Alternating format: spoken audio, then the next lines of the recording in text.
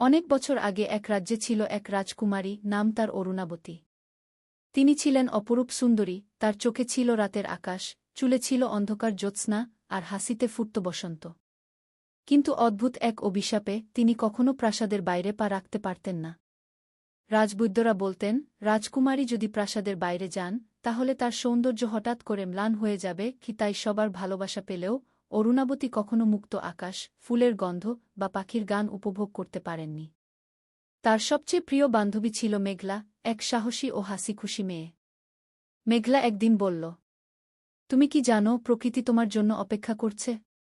রাজকুমারী চোখ নামিয়ে বললেন, কিন্তু আমি তো যেতে পারি না গি। মেঘলা বলল, ভয়কে বিশ্বাস দিয়ে হারানো যায়। চলো, আমি তোমায় নিয়ে যাব। এক চুপচাপ সকালে সবার চোখ এড়িয়ে মেঘলা রাজকুমারীর হাত ধরে তাকে প্রাসাদের বাগানে নিয়ে গেল। প্রথমবারের মতো অরুণাবতী আকাশের রং দেখলেন, ঘাসে পা রাখলেন, ফুলের গন্ধে চোখ বন্ধ করলেন। তখন সূর্য উঠছে।